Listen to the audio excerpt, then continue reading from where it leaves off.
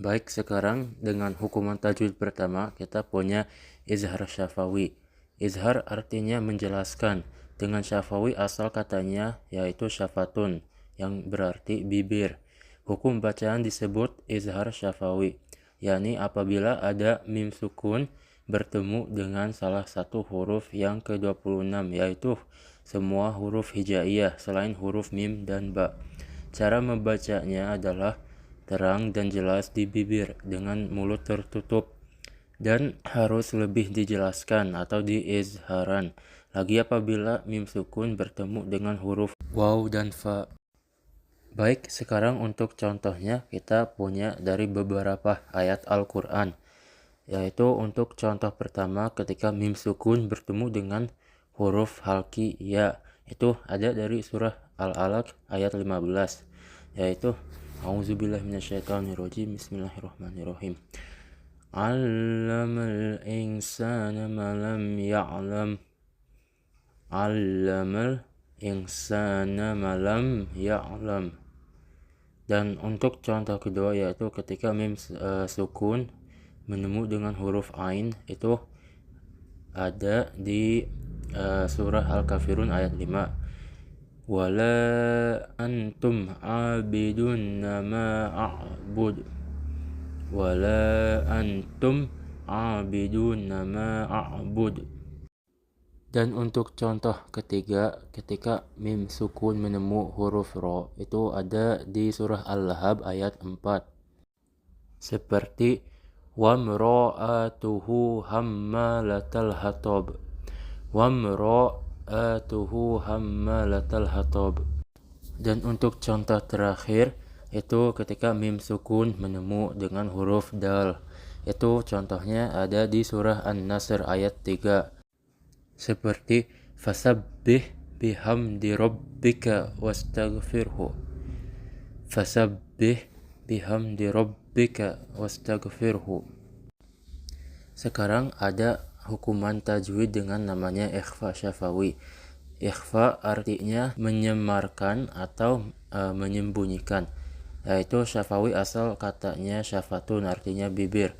Jadi hukuman bacaan disebut adalah ikhfa syafawi apabila mim sukun bertemu dengan ba. Cara membacanya harus disuarakan samar-samar di bibir dan didengungkan. Baik, sekarang dengan contohnya itu seperti mim sukun bertemu dengan huruf ba. Itu ada di surah Al-Qalam ayat 44. Salhum ayyuhum bizalika za'imun. Ya, sekali lagi itu salhum ayyuhum bizalika za'imun. Baik, untuk contoh selanjutnya itu ada di surah Al-Kahf ayat 5. Ma lahum bihi min ilmi wala li'abaihim.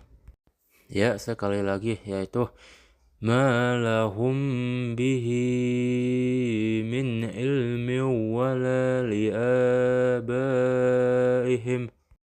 Ya, untuk contoh ketiga itu ada di surah Al-Fil ayat 4. Tarmihim bihijaratim min sijil. Tarmihim bihijaratim min sijil. Baik, untuk contoh terakhir yaitu ketika mim sukun bertemu dengan ba, itu ada di surah Al-Alaq ayat 14. Alam ya'lam bi anna Allah yara. Alam ya'lam bi anna Allah yara. Sekarang ada hukuman idgham mutamatsilain. Idgham artinya memasukkan atau mentasydidkan. Mutamatsilain artinya dua sama jenis, yaitu sama makhrujnya dan sifatnya juga. Hukum bacaan disebut idgham mutamatsilain, yakni apabila suatu huruf bertemu huruf sesamanya yang sama makhruj dan sifatnya. Huruf yang pertama sukun mati dan huruf yang kedua berharokat. Cara membacanya adalah dengan memasukkan atau mentasydidkan huruf sukun yang pertama pada huruf berharokat yang kedua.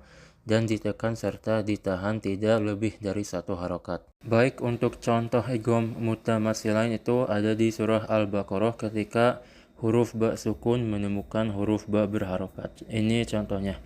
Wa izistasqa Musa liqaumihi faqulna drib ba'asakal hajara. Dan untuk contoh kedua itu ada untuk lam sukun menemukan dengan lam berharokat. Itu contohnya ada di surah Al-Baqarah ayat 116. Ballahu ma fis samawati wal ard. Yang terkecuali dalam kaidah idgham mutamatsilain ada 4 pengecualian, yaitu apabila ada huruf waw sukun bertemu dengan waw dan huruf ya sukun bertemu dengan ya, maka membacanya tidak boleh diidghamkan atau dimasukkan dalam huruf yang kedua, tetapi harus dibaca panjang atau juga disebut mad sebagai mestinya. Contoh waw sukun bertemu dengan waw berharokat ada di surah Al-Imran ayat 112. Zalika bima asaw wa kanu. Dan contohnya itu ada juga di surah Al-Asr ayat 3. Amanu wa amilu. Dan untuk contoh ketika ya sukun bertemu dengan ya berharokat itu ada di surah An-Nas ayat 5.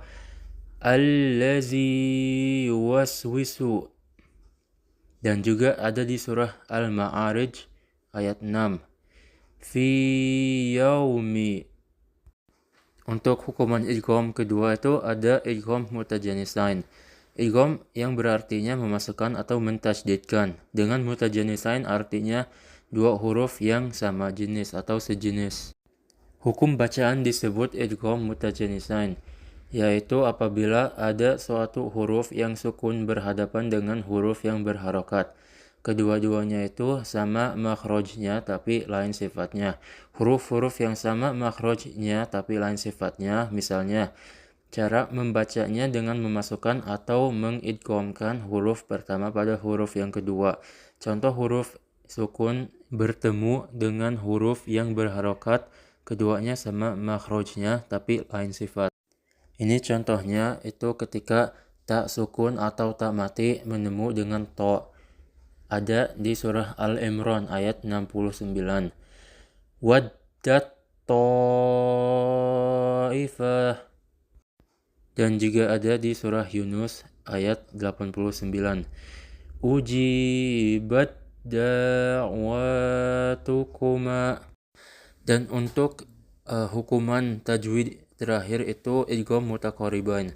Idgham artinya memasukkan atau mentasydidkan. Mutaqariban artinya 2 huruf yang berdekatan. Hukum bacaan disebut idgham mutaqariban jika ada huruf bersukun bertemu dengan huruf berharokat. Kedua huruf itu berdekatan makhraj dan sifatnya. Cara membacanya dengan memasukkan atau mentasydidkan huruf pertama pada huruf yang kedua. Huruf-huruf yang sama makhraj tapi lain sifatnya, contohnya itu ketika ba sukun menemukan dengan mim berharokat. Ada contohnya di surah Al-Hud ayat 42. Arkam ma'ana. Dan ketika tak sukun bertemu dengan huruf zal, contohnya ada di surah Al-A'raf ayat 176. Yalhazzalika. Baik, sekian dari saya. Saya ingin mengatakan terima kasih untuk semuanya atas perhatiannya. Saya juga ingin mohon maaf untuk video ini jika videonya kurang materi dan kurang jelas informasi. Sebelumnya, wassalamualaikum warahmatullahi wabarakatuh.